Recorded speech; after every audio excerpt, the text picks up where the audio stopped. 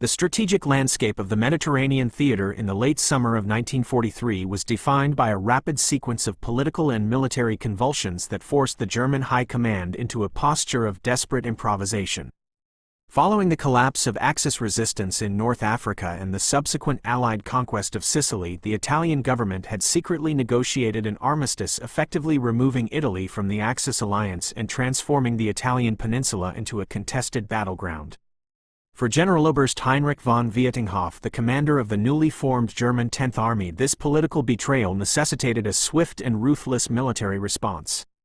Tasked by Field Marshal Albert Kesselring with defending the southern half of the peninsula, Vietinghoff possessed a formidable but overextended force. He understood that the Allies possessing absolute naval supremacy would soon attempt a major amphibious landing to bypass the rugged terrain of Calabria and strike directly at the strategic heart of the country. When the armada of the American Fifth Army under the command of Lieutenant General Mark Clark materialized off the coast of the Gulf of Salerno on the night of September 8, Vietinghoff was not entirely surprised. He had correctly deduced that the sweeping crescent of the Salerno coastline, while seemingly offering a broad avenue for an invasion force, actually concealed a lethal geographic trap. The coastal plain was a narrow shelf of land bordered on the inland side by the imposing limestone massifs of the Apennine Mountains, forming a natural amphitheater that provided the defending German forces with unassailable high ground, perfect observation posts, and interlocking fields of fire that could completely dominate the beaches below. Vietinghoff had meticulously positioned the veteran elements of the 16th Panzer Division to exploit this precise topographical advantage. Unlike the static coastal defense units that had crumbled in Sicily, the 16th Panzer Division was a highly mobile, heavily armed formation experienced in the brutal mechanized warfare of the Eastern Front. They possessed a deep tactical understanding of defensive maneuver. Vietinghoff's overarching strategy was not to contest the waterline with rigid, inflexible defenses which would only expose his troops to the preliminary bombardments of the Allied fleet. Instead, he intended to allow the American and British infantry to wade ashore, establish a congested and disorganized beachhead, and overextend their fragile logistical lines. Once the Allied forces were trapped between the sea and the mountains, struggling to unload heavy equipment and coordinate their command structures, Vietinghoff planned to unleash his mechanized reserves in a massive concentrated armored thrust designed to sever the beachhead, divide the invading armies, and drive them violently back into the Tyrrhenian Sea. The initial phases of Operation Avalanche seemed to validate the German commander's tactical calculations. The Allied planners, hoping to achieve the element of surprise, had made the highly controversial decision to cancel the preliminary naval bombardment. This decision meant that the landing craft of the American 36th Infantry Division and the British 46th and 56th Divisions approached the beaches of Paestum and Maiori under the unbroken silence of the early morning hours. The silence, however, was a catastrophic illusion. The German gunners, concealed in terraced olive groves and concrete emplacements, waited until the landing craft dropped their ramps before opening fire with a devastating barrage of machine gun fire mortars and horizontally depressed 88mm anti-aircraft guns. The slaughter on the beaches was intense, and the Allied infantry found themselves pinned down behind low dunes and wire entanglements, struggling to move inland. Despite the heavy casualties, the sheer weight of numbers and the desperate courage of the invading troops allowed them to claw their way off the sand and establish a tenuous perimeter over the following 3 days. However, this perimeter was fragile, disjointed, and critically lacking in heavy armor and field artillery. Most alarmingly, a massive tactical seam had developed along the banks of the Selle River, a muddy, sluggish waterway that served as the operational boundary between the British 10th Corps to the north and the American 6th Corps to the south. This gap, expanding to nearly 5 miles in width, presented a vulnerability so profound that it threatened the entire Allied enterprise in Italy. Vietinghoff, monitoring the situation from his elevated command posts, recognized that the moment of maximum Allied peril had arrived. He ordered the rapid concentration of the 29th Panzergrenadier Division and elements of the Hermann Göring Panzer Division to reinforce the 16th Panzer Division for the decisive counterstroke. The German counterattack, launched in earnest on the afternoon of September 13, was a masterpiece of combined arms doctrine executed with the ruthless efficiency characteristic of the Wehrmacht. Formations of Panzer IV medium tanks supported by heavily armored self-propelled assault guns and mechanized infantry riding in armored half-tracks surged through the Selle River corridor. Their objective was the strategic road junction at Battipaglia and the vital high ground around the village of Altavilla. The Panzer IV was a formidable machine powered by a massive Maybach V12 engine and armed with a long-barreled 75mm high-velocity gun capable of destroying any Allied tank at standard combat ranges. As these armored spearheads pushed relentlessly toward the sea, they overran forward observation posts, crushed isolated pockets of American infantry, and drove deep into the rear echelon areas of the American 6th Corps. The situation for the Allies deteriorated with terrifying speed.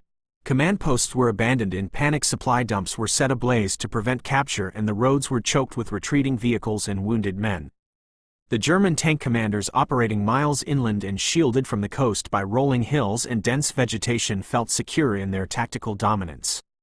They were operating far beyond the effective range of the limited American field artillery that had managed to land, and they believed the coastal terrain masked their movements from the naval vessels anchored in the distant bay. General Clark, facing the imminent destruction of his army, contacted the Allied naval commanders and instituted emergency contingency plans for a full evacuation of the beachhead. It was a moment of profound crisis.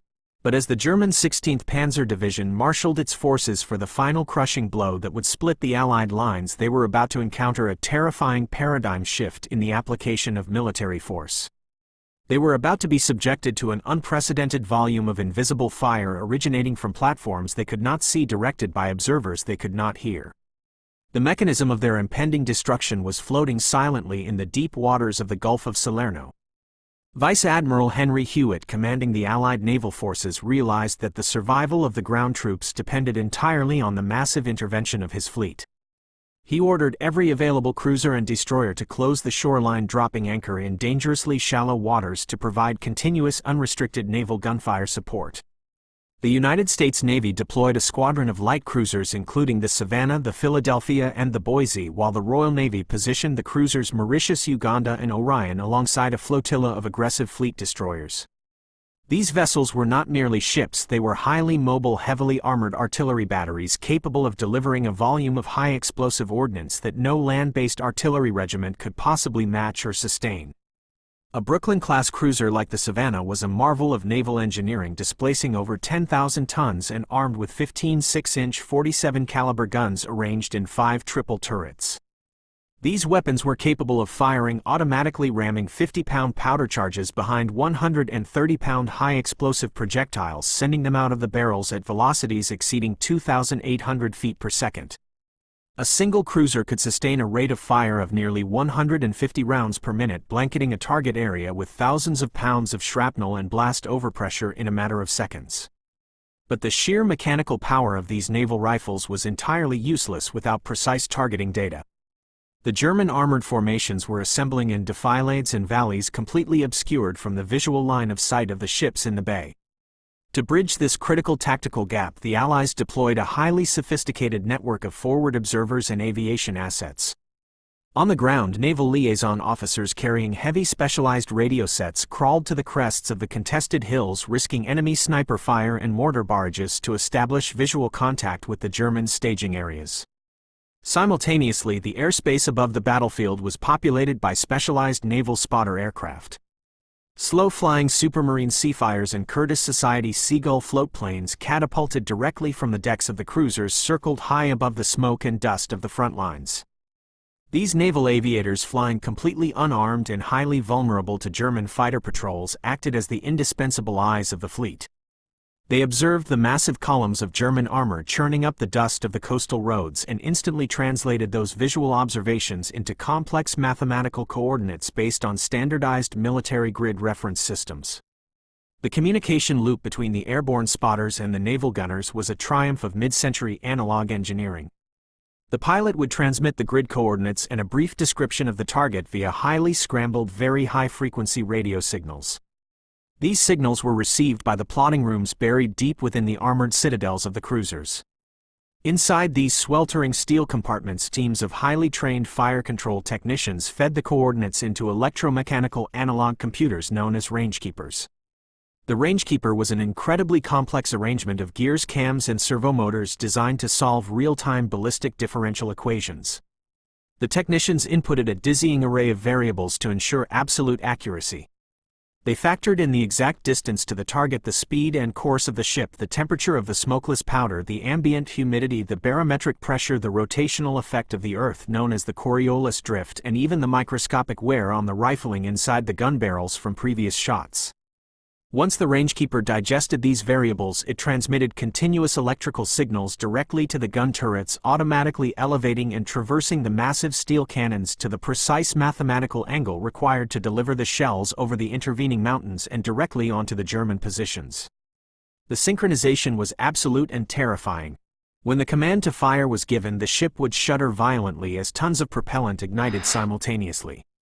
For the German soldiers of the 16th Panzer Division advancing confidently through the Selle River Gap, the arrival of this ordnance was an incomprehensible apocalypse. They were accustomed to the rhythmic, predictable nature of field artillery, which required time to register targets and adjust fire, allowing infantry to seek cover. Naval gunfire possessed no such rhythm. Because the shells were traveling at supersonic speeds, they arrived entirely without warning. The air would suddenly split apart with the deafening shriek of displaced atmosphere, followed a fraction of a second later by a cataclysmic series of detonations that tore the earth open. General Vietinghoff, receiving frantic radio transmissions from his frontline commanders, struggled to comprehend the scale of the destruction being reported from units that were supposed to be advancing unopposed. Entire companies of panzer grenadiers assembling in supposedly secure rear areas were being vaporized in seconds. The 6-inch high-explosive shells equipped with super-quick point detonating fuses did not bury themselves in the dirt before exploding. They detonated at the exact millimeter of contact with the ground or the canopy of the olive trees, sending horizontal scythes of jagged steel fragments tearing through the vulnerable sides of half-tracks and the unarmored supply trucks carrying vital fuel and ammunition. The sheer kinetic energy of a naval shell striking a medium tank like a Panzer IV was enough to shatter the armored chassis, dismount the turret from its ring, and instantly incinerate the crew within, regardless of whether the shell actually penetrated the main armor plate. The psychological impact was as devastating as the physical destruction. German veterans of the Eastern Front who had endured the massive artillery barrages of the Soviet Red Army reported that they had never experienced anything comparable to the sheer density and relentless accuracy of the Allied naval bombardment at Salerno. The invisible fire paralyzed the German counterattack. Every time a German armored column attempted to maneuver down a road or deploy into a combat formation, an airborne spotter would relay the movement, and within 3 minutes a devastating concentration of naval artillery would obliterate the coordinate. The precision was truly surgical. American forward observers called in fire missions within 200 yards of their own defensive lines, trusting the absolute mathematical accuracy of the naval gunners to break up the German infantry assaults. The United States Sixth Corps, which hours earlier had been on the verge of a catastrophic collapse, suddenly found its front lines protected by an impenetrable curtain of high-explosive steel dropping from the sky. The German thrust down the Selle River corridor, which Vietinghoff had relied upon to split the beachhead, was violently blunted. The burned-out husks of German armor and shattered transport vehicles littered the valley floors, standing as silent testaments to the lethal reach of sea power projecting deep inland. But the nightmare for the German 10th Army was only beginning. The cruisers and destroyers had stabilized the perimeter, but the Allied High Command, determined to permanently break the German will to resist, called upon the ultimate arbiters of naval destruction. On the morning of September 14, as the German infantry attempted to regroup under the relentless 6-inch barrage, 2 massive silhouettes appeared on the horizon. They were the British Queen Elizabeth-class battleships Warspite and Valiant, veterans of the First World War that had been extensively modernized to serve as the heavy hammers of the Royal Navy. Their arrival shifted the scale of the bombardment from tactical interdiction to strategic annihilation. Unlike the cruisers, which relied on a rapid volume of fire, the battleships delivered localized earthquakes. Each vessel was armed with 8 15-inch Mark I naval guns firing projectiles that weighed 1,920 pounds, roughly the weight of a small automobile. The operational employment of these massive weapons required entirely different ballistic considerations. The 15-inch shells, propelled by over 400 pounds of cordite, traveled at 2,400 feet per second and reached maximum altitudes of thousands of feet before plunging back to Earth on a steep parabolic trajectory. This plunging fire was originally designed to defeat heavily fortified concrete bunkers and the thick deck armor of enemy dreadnoughts, but when applied to soft ground targets, the results were apocalyptic. When a 15-inch high-explosive shell struck the Italian soil, it did not merely fragment, it excavated. The detonation created craters 30 feet wide and 15 feet deep, displacing hundreds of tons of earth and rock in a single microsecond. The concussive overpressure generated by the blast wave was sufficient to rupture the internal organs of infantrymen sheltering in deep trenches hundreds of feet from the epicenter of the explosion. As Vietinghoff desperately attempted to reinforce the battered remnants of the 16th Panzer Division holding the critical high ground around the village of Altavilla, the British battleships received their firing coordinates.